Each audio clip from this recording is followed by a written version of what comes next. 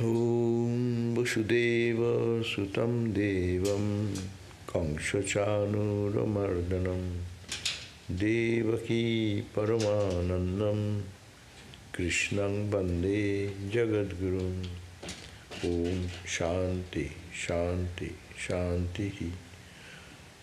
We salute Bhagavan Sri Krishna, the son of Vasudeva, the destroyer of the demons, Kamsa and Chanura, the dear darling of the mother Devaki, and the Guru of the entire universe. We salute him again and again. Om, peace, peace, peace be unto us all. So we are continuing our reading of the Bhagavatam, and we start from the 7th chapter of the book number 5. Previously we read that Rishabha, who was the incarnation of God, he became a realized soul, and he himself proven to be the Lord of the universe, God himself. And he showed that how to lead a spiritual life. So he was the king of entire country, and he, with his diligent effort, ruled the country, served the country. When in matured age, he wanted to install his son, who is Bharata, as the king, and took retirement. That is the ancient Indian style. The student life, married life, retired life, and monk's life. So he lived the life very wonderfully and established rules and regulations in the country. The country was prosperous, everyone was happy in his presence. And then, at matured age, he wanted to retire and go, renounce everything, and become a wandering mendicant. That's a great teaching of any emperor or any king can do that. It is beyond our normal perception. Suppose the king of this country will be a monk next day, begging his bowl for his food, with no enough clothing, no enough place to stay, just wandering under the tree, under the sky. It's a very great ideal of India. It is called the renunciation and sacrifice. And purpose is God realization. So he did that, and before he left his life, he installed his son. This son is Bharata. He was highly educated, he was well trained, he was also having great values of life, and efficient. So he was installed as the ruler of the country, and the father, Rishabha, then went in like a monastic life and led a life, and then ultimately merged into God consciousness. Now the 7th chapter starts the story of Bharata. The narrator is Shukadeva. The Shukadeva says this story on his father when he is resolving to install him, means Bharata, as a ruler. The pious Bharata made himself ready for his duties, and he married Panchajani, the daughter of Vishwarup. And through that wife, he got 5 children, and these 5 sons their names have been given. It was from the time of Bharata's rule, that whole land, till we know Aggavatsa, that means Bharatavarsha, what is the name of India, came from the name of this Bharata. That learned king means this Bharata, following the example of his illustrious father, who is the Rishava, and his grandfather, his father, observed his Swadharma. Swadharma means his rules. What is, as a king, one should behave like that. King should be an ideal. He should treat his all subjects like his own son. He will not think of his own personal protection, rather protect the interest of the subjects of the country. So he observed his Swadharma, the rule of his subjects, with great affection for them, encouraging them to follow their Swadharma. That's also great teaching of the ancient India. Swadharma means your own dharma. What is your own dharma? A student has a dharma. A father has a dharma. An engineer has a dharma. A doctor has a dharma. That means what makes him special for that, that is called his dharma to follow. To every field of life, in every situation, everyone has their own duties. Rather, dharma means here ordained duties, what have to be done. So he encouraged that everyone will be following their own dharma. You know, that is a great thing to learn. Society will be a beautiful society if everyone performs his dharma or duty perfectly. Say, mother performs mother's duty. The child, the son performs his son's duty. Student's duty. Teacher's duty. Perfectly, if everyone does that, the society becomes the best society. So the king himself, the Bharata, himself followed that principle, and he installed that idea in the minds of the subjects to encourage them to follow their own dharma. A Brahmin has a dharma, a Kshatriya, warrior has a dharma, non-military has a dharma to protect the country, protect the interest of people. Police has a department, they have a dharma. So, in the field of law, everyone has a dharma. So everyone should perform their dharma perfectly, makes an ideal society. So he encouraged that, and the Lord is of the form of Jagna, the Krotu, the two forms of sacrifice without and with the installation of the sacrificial post. He is to be worshipped by those two forms of sacrifice. That means God is to be worshipped in two forms, one by proffering some offering of oblation in the home of fire, and another is called Krotu, a sacrifice without installing any sacrificial post. With great faith, he, means the Bharata, performed according to his capacity, at proper times made many sacrifices, like all these sacrificial fires. Their ancient time they call Agnihotra, Chaturmasya, Pushubandha, Somajago, etc., etc. Those rituals were the duty of everyone to perform. In some type of modern age, we have no practice of such rituals. They are rituals in a fire. In ancient idea is that you can attain everything by performing the rituals in the sacrificial fire. We do that in Ramakrishna Puja time, no? We offer some oblation and offer Ramakrishna Swaha, this is Brahma, Saraswati Swaha, Gurave Swaha. That means we offer in the name of everyone, and with a pure mind done, that creates a spiritual mind. So different purpose, these jagnas, they are called jagnas, they are called sacrificial fires. People used to perform that to attain different goals.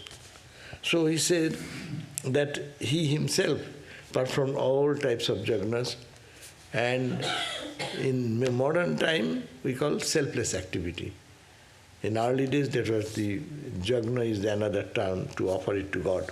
Do your thing, offer it to God. When various jagnas with their many subsidiary rites were being performed, Bharata, the master of the Jagnas, offered all the fruits accruing from them to Vasudeva, who is Parabrahman, who is the form of Jagna. So, performing all these Jagnas, that will bring some good merit. If you do this, then you go to heaven. You do this, you go to this higher plane. You become healthy. Everything can be achieved. In ancient time, they used to do Vedic rituals, and that ritual is the home fire. So those different names are there, how to perform, and in the Vedas you can find some instructions are there. And the king, according to the protocol of that time, performed all these jagnas, but he did not keep this sacrificial fire for his own personal power, position, name, fame, glory. No, he offered everything to God. Let the result go to God. As we say, you do the same karma, you can take the credit, I did. But you can say, I offer it to God. And then your ego goes away, then you become spiritual. So that practice was continuing.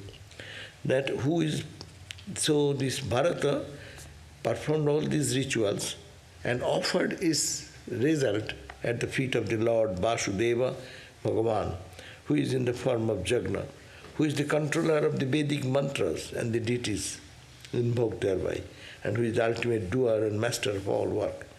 So God is the doer actually. He has created this universe. It is His plan going on. You just offer it to Him. That means you do your karma, offer it to God. Don't keep it for you, for your personal gain, because then you will attain the merit of doing good karma, but it will get exhausted. Again you can have some experience of little enjoyment and fun, but that is temporary. It will be exhausted. Then you will have to do again some work. So he was wise. He offered everything to God.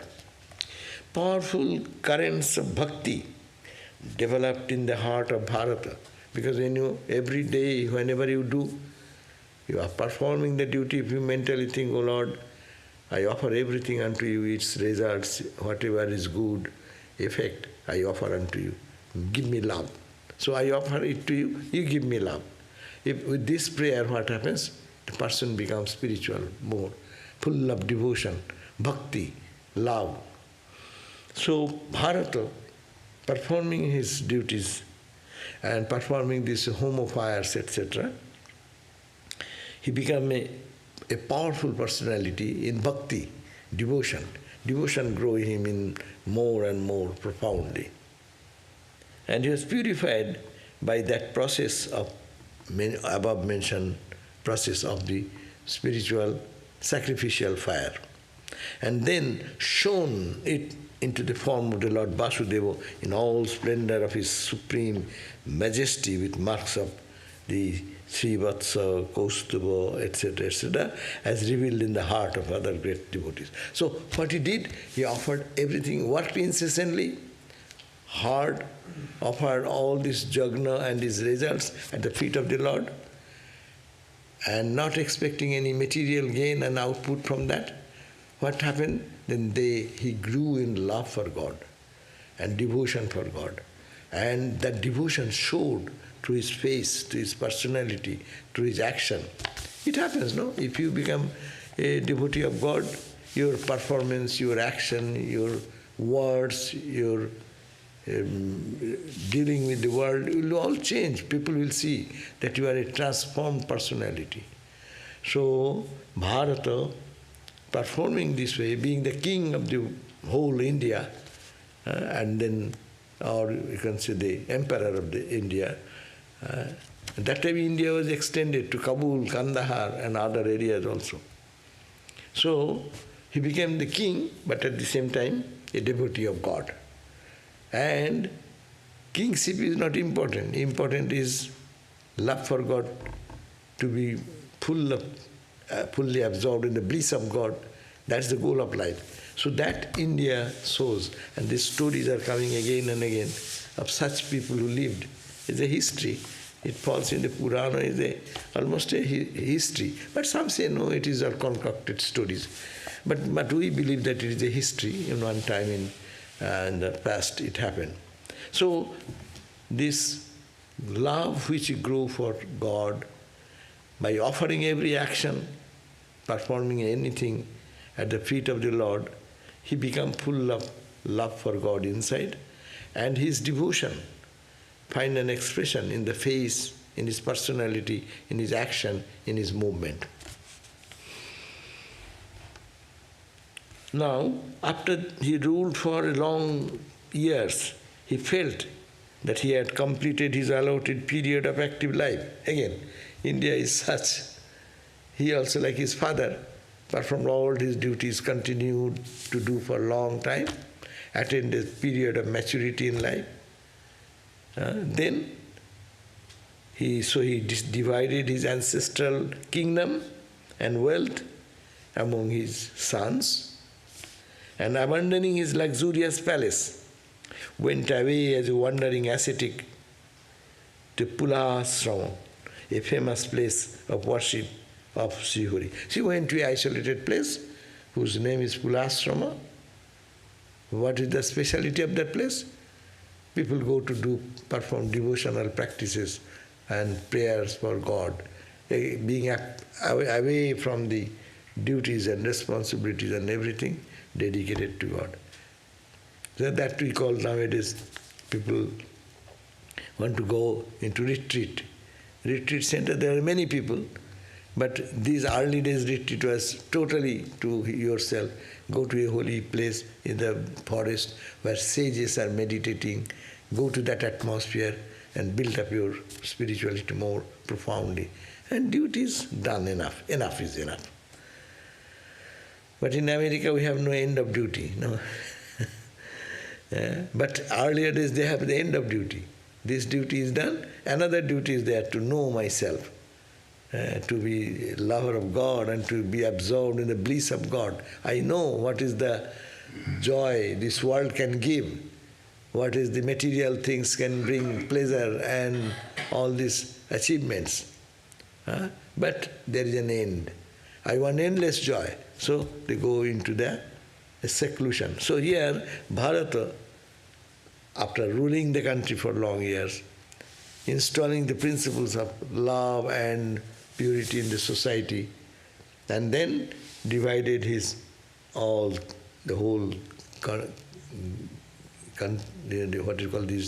his dominant country into parts and give responsibility to his children, and he himself became a wandering monk. That is a very, very special thing for India. The king, today he is the king, tomorrow he is just a wandering monk. How come possible? Your body can take, with so much luxury you have built up your body, and now you will be under the sun and rain, there is no blanket, he has one blanket, but there is no blanket. So, no blanket, nothing, it's just a wandering monk, begging bowl in hand. How come it's possible? That's the greatness of renunciation. So, he went to the famous place, and where the Lord God is worshipped as Hari. In that place, Sri Hari, out of love for his devotees, manifests to their vision in various attractive form. And that place is very much famous because those who do go and do practice, God appears to them in various divine form to invoke their devotion more. That place is purified by the river Gandaki, wherein one gets the Lord Vishnu's emblem, Salagram, and which has cavities with the symbolic design. So that in Gandaki river, on the bank of Gandaki river, one river called Gandaki, there he went and they started meditating and praying, and there you can get the Salagram Sila. Salagram Sila is some stone which is called God, Lord Vishnu, is symbolized in that. It has a special type of stone. Some cavity is there one side, and the shape is little different than that of. So all these symbols are there also, and that's how it happens, God knows. But that special is worshipped in the temple, in Vishnu temple, Hindu temple, when you go, they will keep that stone, very special stone. They think it is and all the signs of the Lord, signs of his, what is called, chakra means the discuss, and all these are marked in the stone. Is it a big stone? It may be different size, maybe big, maybe small, and people collect them and do worship as Lord Narayana. That is symbolic design on both sides. Abandoning all desires from the heart, alone, peaceful and blissful at heart, he stayed there in a thinly wooded locality, but thinly wooded in the forest end, continuously worshipping the Lord Hari, Krishna, with flowers, leaves, tulsi water and food offering consisting of tuber, roots and fruits. Because he is a monk. So what will you worship? He worships every day. He has no other material things to offer. So flowers in the garden, in the forest, there will be so many flowering trees. Collect the flowers and offer it. Leaves, like we offer bell leaf, 3-petal leaves we offer, like leaves. Tulsi leaf, you know, we have a tulsi leaf, it's auspicious leaf, is offered to Lord Narayana. So that means whatever is available in the forest, free of any charge.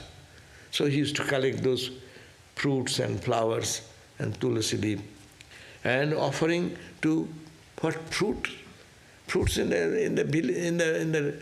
that forest there will be some fruit trees also. So what is eatable? So he will pluck those fruits and offer it to. With that, he used to perform the puja, offering every day. By the daily adoration of Sri Hari, in this way, the sentiment of devotion grew so strong in him as to melt his heart. So he became really a lover of God to the extreme, and his heart is melting in love with God. The massive bliss he experienced within expressed itself as horripilation all over the body, no? And real devotees who love God, actually, they find joy, tremendous joy. If you have seen such holy people who are really in the name of God, they're taking the name of God, the tears are rolling down the ears, and body is getting goosebump all over, and the horripilation all over the body.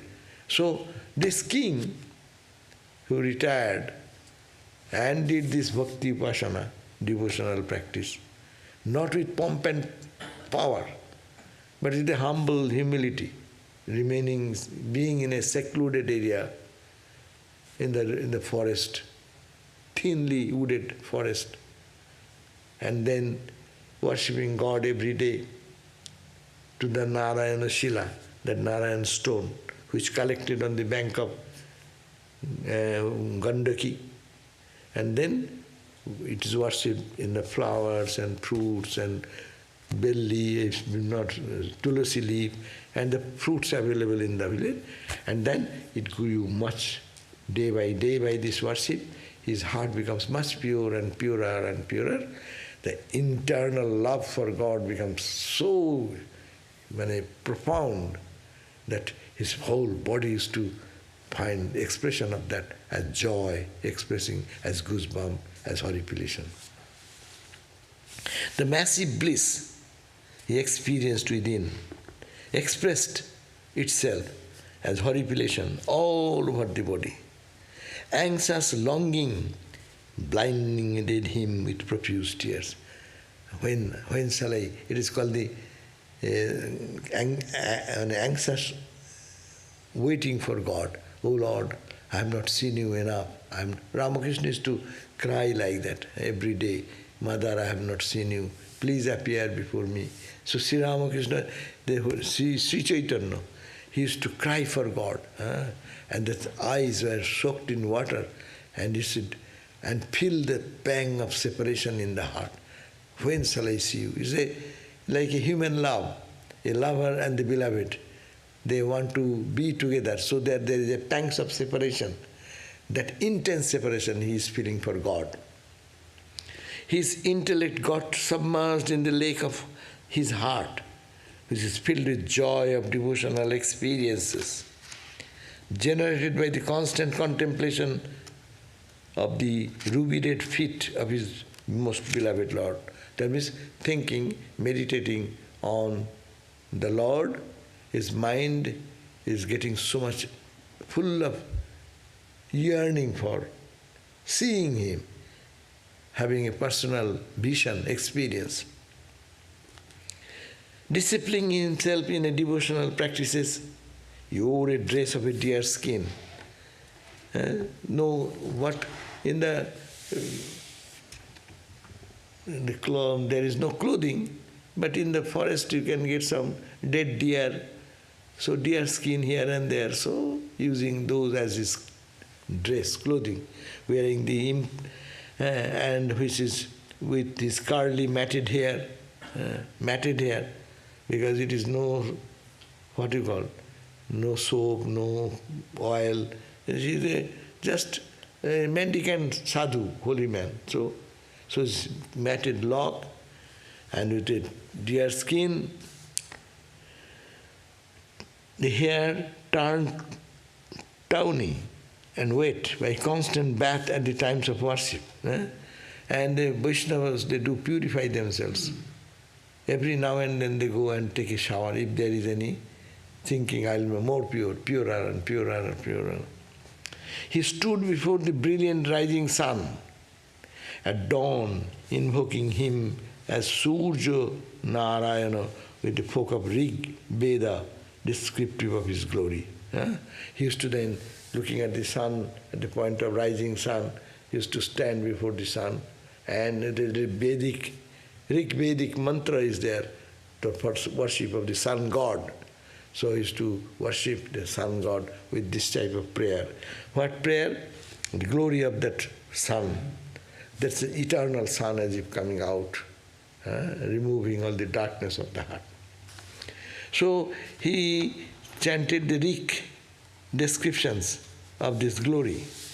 What is that? Quote, "We seek refuge in that splendorous puissance that is Surya Narayana, the Lord manifested as the sun god, which is untouched by rajas, who bestowing the fruits of karma of all, the puissance that project the universe, indwells it and protects the jiva pursuing his desires. The puissance we seek refuge for proper direction of our understanding." So he used to pray to the sun, so remove my darkness, beyond all rajas, beyond all tamas, and remove my all karma and this karma, results of karma, because karma will bring you again into the world. One karma you do, good karma, you enjoy some pleasure or experience of happiness, and that karma exhausts, then you come back again, do work. So karma and karma phala, we are all wheeling around karma phala. But if you don't give any karma phala, give it to God, then you will be exhausted. Then you will be free from bondage. The cycle of birth and death is because of the karma. Karma comes for why? I want to desire something, that's why I do karma. Is it not? You go to the shopping. Why do you go to the shopping? You need that item. If you don't need, don't you go to the shopping? No. Whatever we do, we have a necessity. We think it is needed for me. But if you think, I don't need anything, my whole life is dedicated to God. Whatever I do, I offer it to God. And then what happens? You have no reason to come do any karma again because you have no desire. If you are not hungry, will you cook that day? If you don't need any shirt, will you go to the Macy's? If you need something, that's why you go for and move and do some action.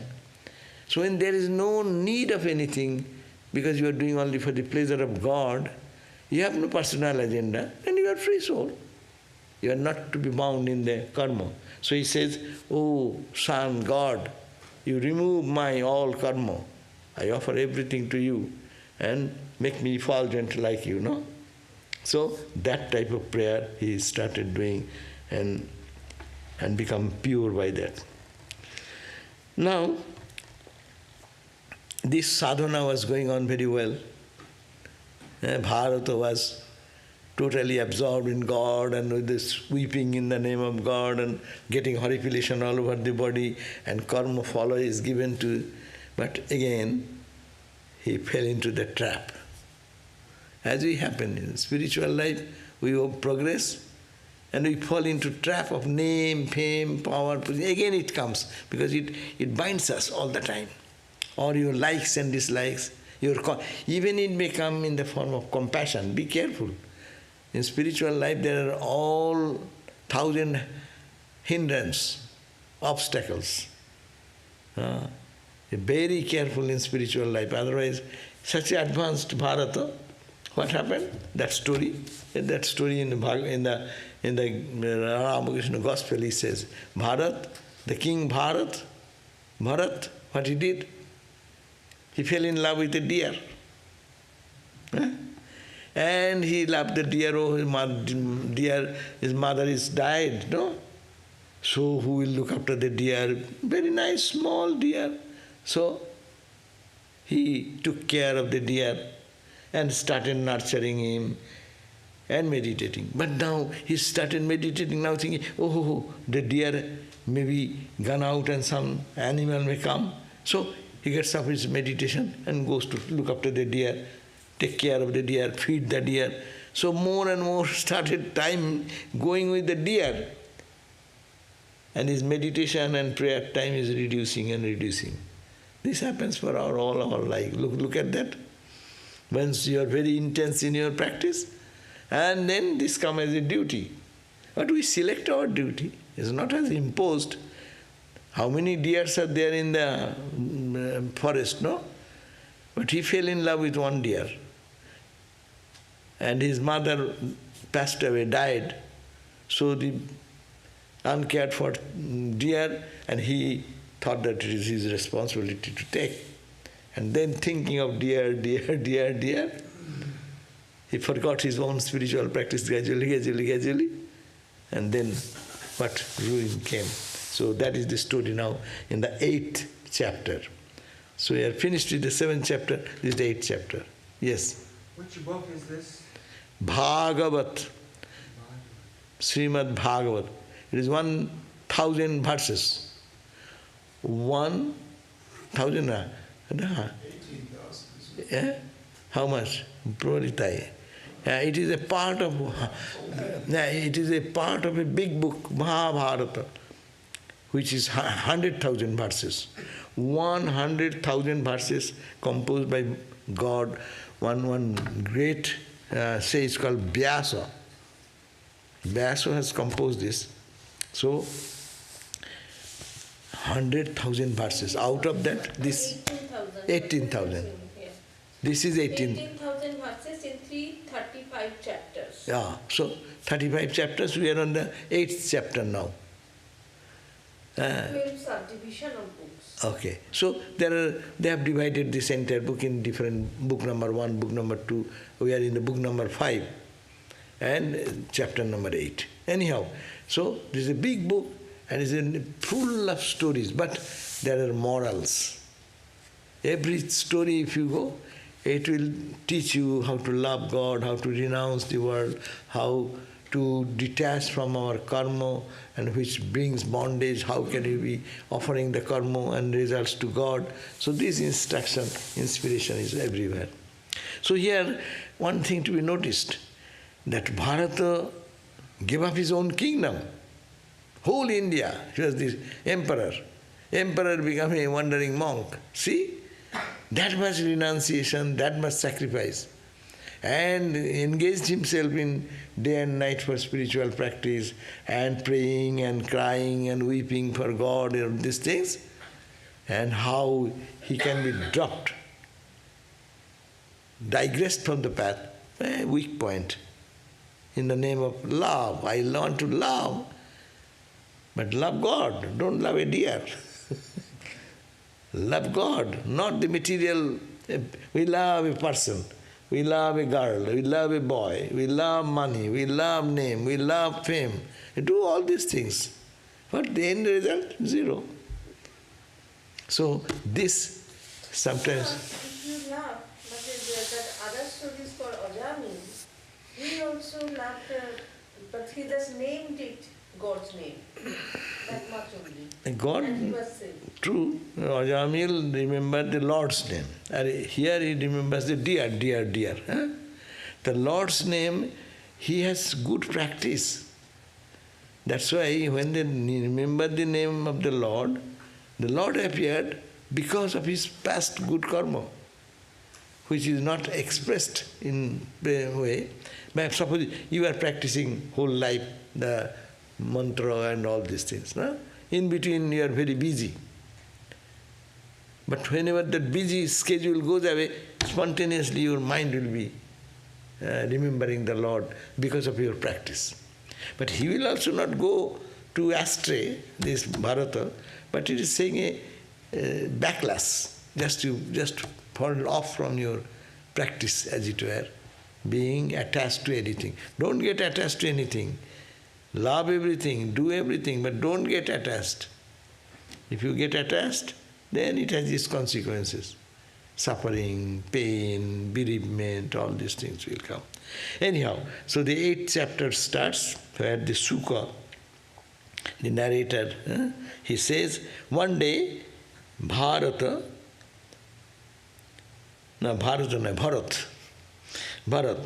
after finishing his ablution, taking a bath, his daily rites, sat on the bank of the river. What that river? What is the name? Gandaki River. He, on the bank of the river, he was meditating, after taking a bath, meditating. About 3 muhurtas uttering the pranava. 3 muhurtas means some time in the morning, chanting, we do that. Oh, he was doing that, the daily practice. Sun is rising and he took a bath, and on the bank of the river he started his morning prayer and meditation. And meditation is on Om for quite time. O king means O Maharaj Parikshit, that O king. Just then a solitary doe approached the river bank to quench her thirst. While she was drinking water, the terrifying roar of a lion was heard from the neighborhood. So it is a forest. So all these complexities are there. He was meditating on the bank of the river. He found a mother deer and he come to drink water. And then, suddenly the mother deer heard a voice, roaring voice. Roaring voice of what? A tiger.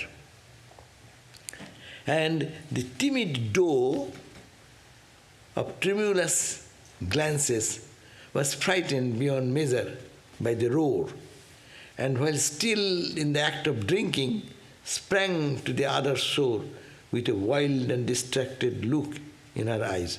So he just out of fear, she was drinking water, and hearing that voice of the lion, he jumped out, and being big with young, she delivered, even while springing, due to the shock that fear generated. So that means that deer gave a birth to a baby deer, and the young baby thereupon fell into the current of the rivers. Now, it's a very beautiful description. The deer came to drink the water of the Gandaki river, and Bharat was meditating on the bank of the river, and suddenly, hearing a roaring voice of a tiger, this deer, naturally out of fear, while drinking water, jumped. And probably she escaped, but she gave birth to a baby deer. And that baby deer was now in the river is flowing, so fell down, is probably getting washed away.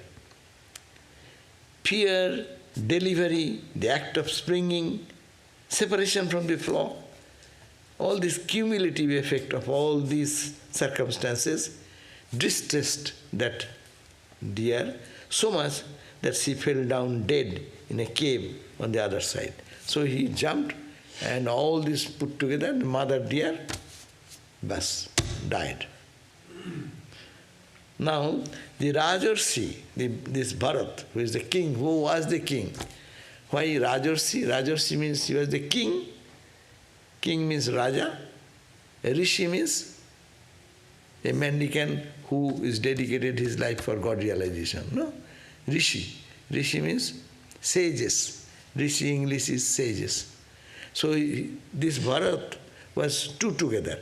He was the ex-Raja and also he is the Rishi, sage.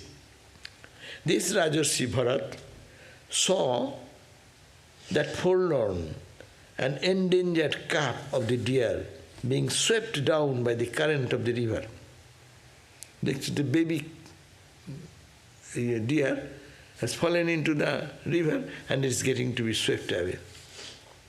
Overcome with piety for the motherless newborn, he caught it and brought it to his ashram. So he jumped into the water, giving up his meditation out of compassion. We appreciate compassion, is it not? But compassion may be a cause of attachment and danger in spiritual life. That's why they say always be detached, be detached, be detached. Because he thought, I am compassionate, everyone will appreciate that, no? What a great Bharat, huh? He himself dedicated his meditation and just saved the life of a deer, no? It's very much a work of appreciation. Selfless work, we say. But for spiritual standpoint, see what happens now. So he brought that baby deer and in his place where he is to live, that ashram, in the wooded area, where he is to do the puja and everything in his room. So he brought that deer. Now, Bharat's attachment to fawn. The Rajarsi was now possessed by the idea that the fawn was his own and consequently got infatuated with it. Daily he fed it, fattened it, protected it from enemies, fondled it, and in every way tried to please the baby deer. In proportion to the increase of his interest in it, his zeal in his devotional practice declined until he gave them up totally sometimes afterwards. See, your compassion has taken away your God. That's why I say, be very careful in spiritual life. You do not know what anything can. That's why it is called the spiritual life is walking on the razor's edge. Very careful, otherwise you can be cut any moment. So, very careful journey. Your attachment, how it enters. That's the finer thing.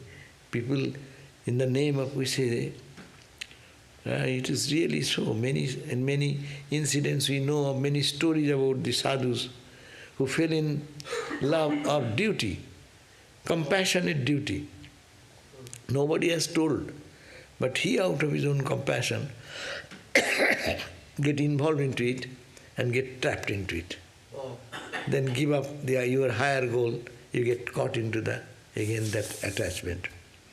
So he thought, he means Bharata thought, alas, the swift moving action of the wheel of time has separated this poor fawn from his parents and his flock, And it has taken refuge with me. I am his father, mother, brother, relative and friend. So this poor baby deer have taken refuge. There is nobody in the world. The mom is dead. So dad, where is he going away? We do not know. So he is segregated alone. And he has taken refuge in me now. So I should have to take care of him. Hmm? Putting his trust entirely in me, he knows none else. This means this deer does not know anybody in the world. He only knows me as his father, mother, everything. So even at the expense of my own interest, I am bound to protect, nourish, fondle, and in every way look after the interest of his calf of a deer, knowing as I do the sin of abandoning one who has sought refuge. It will create sin in me if I abandon someone. I am a king, because his kingly characteristic is inside, no? Samskara. Kings give refuge and protect that guy, no? With his own might. So the deer, this baby deer, has taken refuge in me, so I shall protect him with all my might and strength. This is duty of a good person, no? A good person gives refuge to a person who is in danger, difficulty. So I should do that. Even I lose my meditation, I lose my spiritual practice. That's okay. But it's good to do. And we quote, Swami Vivekananda said, may I be born 1,000 times, only to serve the one. So I will be born again and again to serve a person who has so long a dog is hungry. My religion is to feed the dog. So give up your meditation, give up your spiritual practice and go for a dog care. We don't understand the spirit and we wrongly take that. Bharat was bewildered here. See, he was such a wise person, such a king, such a knowledgeable person, so much advanced. His whole body was horripilation, goosebump we had talked about, raised in such a high plight, but that also can drop you, boom, because there is a little attachment brings all these limitations. Understand? This is to be understood in spiritual life. Be careful. Anywhere it may happen, anyone it may, unless one is careful. And we have to say, yes, I love because God is there. That's a different thing. And also that love should be detached love. When it comes attached, then it's problem. But Maharaj's problem is not that he took the deer, his problem is that he stopped doing his practices. And by how? Because distracted the mind from God to the deer, and because he's innocent, there is nobody to look after. If I don't look after, what will happen? It will be eaten away by some other animal. So I am responsible. Who have made you the responsibility? Even in the forest, the deer was in the deer. And you just connected yourself and feel it's my responsibility. In many things we take responsibility like that. It is good to serve others, but not to be trapped into that service, to give up your God consciousness. Doing good is good, but not at the cost of your spiritual life. Is it not? How many of you agree with this point? Doing good is good, not at the cost of your spirituality. Because how much good will you do? You will pull yourself down into that level. You have to help everyone to go up beyond Maya, ignorance, to get total freedom. Instead you are drowning yourself. So, only it is our misleading mind gives this argument. Does not mean that you be selfish. No. You be unselfish. Do as best as you can do. But at the same time think, let me serve God, not the deer. Bharat started serving the deer, not God. And Ramakrishna said, that lady who served has a nephew, and Ramakrishna, that lady said, Ramakrishna said, think of God. Well, no, I cannot do that, I have a nephew.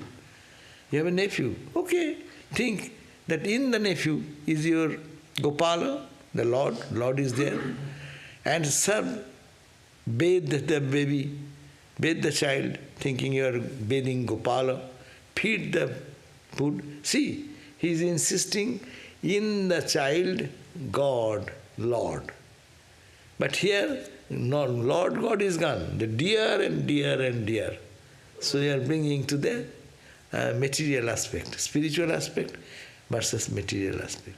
So this is the very subtle thing that we have to learn reading. Many a worshipful person who followed the path of peace and service of the afflicted has, for the sake of such work, abandoned his own self-interest in important matters. In this way, getting infatuated with the form, he always came to be accompanied by it while sitting, lying, walking, standing, or eating. The baby deer is very innocent. He eating, chewing some grass. He looks so good, no? And then you fondle it, and then kiss it, and this, and as we do with the cats and dogs, no? Don't you do that? You get, because it is your thinking, is very innocent, and that's good. But do you think that you are serving God, or you are serving the cat, or the dog only? So for loving a dog, you can get that much joy, what dog can give you. But if you serve God, then you can get joy of God as much God can give you through the cat, through the dog. So here is the same training. Fearing that it might be attacked by dogs and wolves, he took it also with him whenever he went out to collect grass, collect flour, fuel, leaves, fruits, roots, and water. Always carrying the baby like his own baby, and to doing everything. Because otherwise some wolf may come, dog may come and bite it. Whenever it stopped on the way, interested in something or other, he took it on his shoulders or lap or embraced it and enjoyed intense delight in the doing so. As the dogs do. The dog walkers, what they do? Dog, when he is going, the dog wants to see something. And the dog walker will have to stand. Okay, let him see. He's eating some grass. They will have to wait for the finishing his eating of the grass. That means you forget your own personality. You identify with the personality of the dog, and whatever he's doing, and that is the way life goes on. Even when he was engaged in worship, say performing some puja, he would now and then get up and have a look at the fawn to assure himself that it was safe, and would pronounce his blessings on it, saying, "May you live safe without any danger befalling upon you." If for a time it could not be seen nearby, he would become grief-stricken like one who has lost his all. If sometimes the deer has gone here and there, little around, and he will be anxious, not seeing the baby deer. Owing to the intensity of his attachment to it, he felt heartbroken at its absence and bemoaning over its fate repeatedly.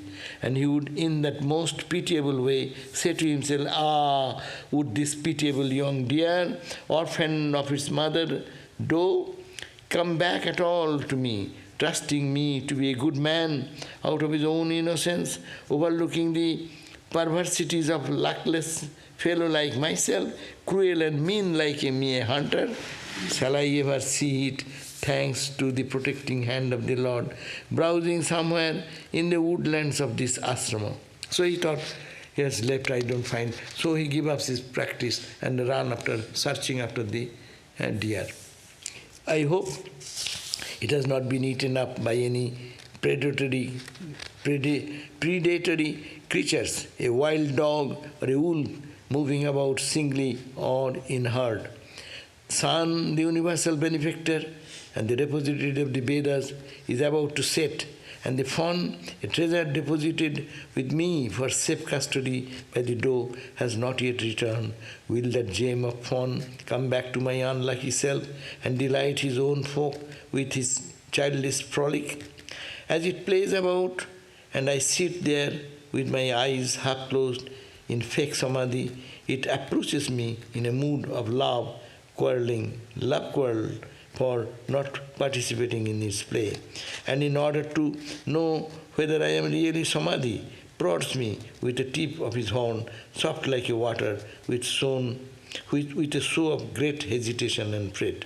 So he's describing all this when I am meditating, as if I am in samadhi, so he comes near me and moves around me and giving some touch of his, say, hair, or what you call and then he's so loving, so caring, and I cannot day and night thinking of the deer. When he pulls away the grass where the hobi, sacrificial offering for the gods, is arranged, and I happen to take him to task for the same, then like any boy of the hermitage, he withdraws from all play and remains motionless and with all his limbs controlled. What great austerities must this land have done to deserve this good fortune of being marked with a tiny and beautiful hoof print of this young black buck. Krishna Saro, name is Black Buck. For these hoof prints, besides cheering me with the prospect of tracing the whereabouts of their owner, make his land a suitable holy place for the performance of all sacred rites by those who seek heavenly felicity and worldly affair. So he was day and night thinking, the sun is setting, where is the deer gone? I don't find it. Let me go and search for it. But day and night meditation time, walking time, every time thinking of deer, and it's my responsibility, baby deer, so darling, so sweet, so loving. He is innocent, he does not know anything. Either dogs may have beaten him or wolf who have been eaten him. So thinking, nothing else but that deer in the thought. So we'll end here because time is up. So we'll read the list. It will be, actually, he will be totally overwhelmed with this. And then when he dies, he will be thinking of deer. And its story says he will be born as a deer in next life. Understand? What we think, so we become. If you think of God, you will be God. If you think of the ghost, you will be ghost.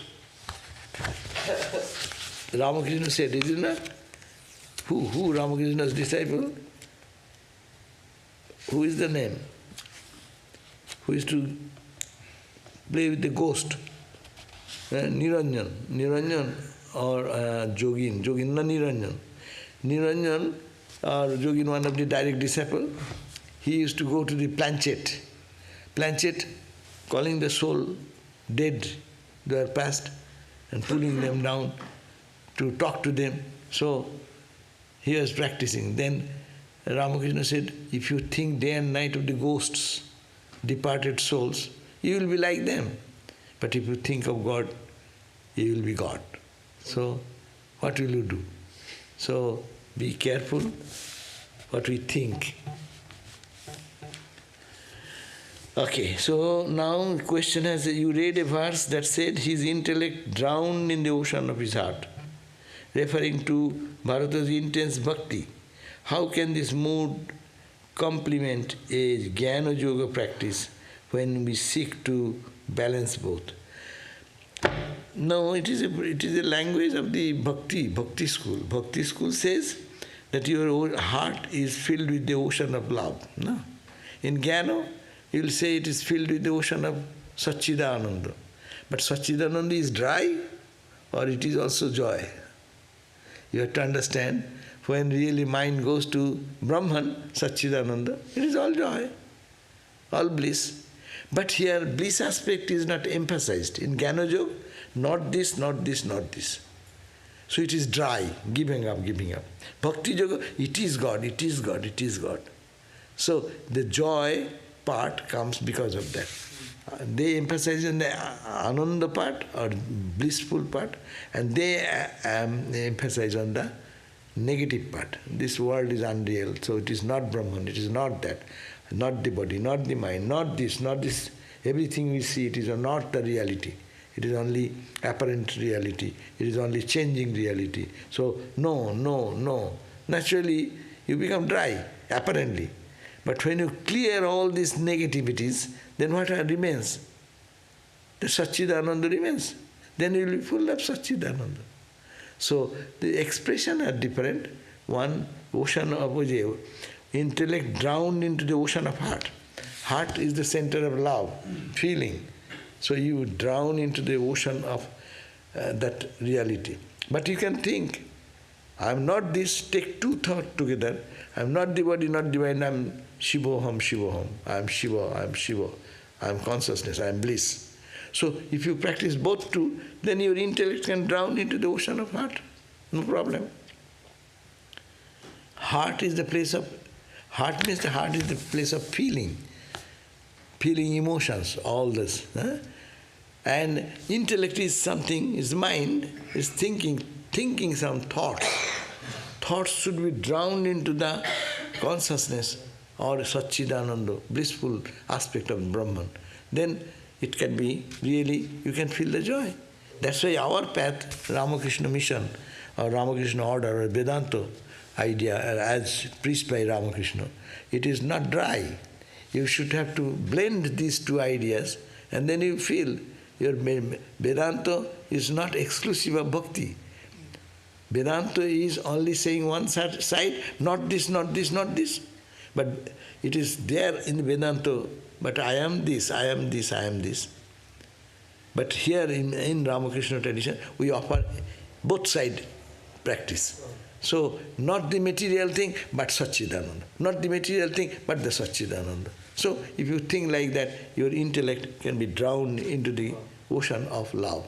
And it will be, you will be fully developed like that of a joyful, cheerful, spiritual personality. Okay? Om Shanti Shanti Shanti Harihi Om Tat Sat Sri Ramakrishna Arpanamastu. So we'll have 7:30 class, and that is on Jivan Mukti Gita. That Gita, the song of Jivan Mukti, the state of Jivan Mukti, how is that?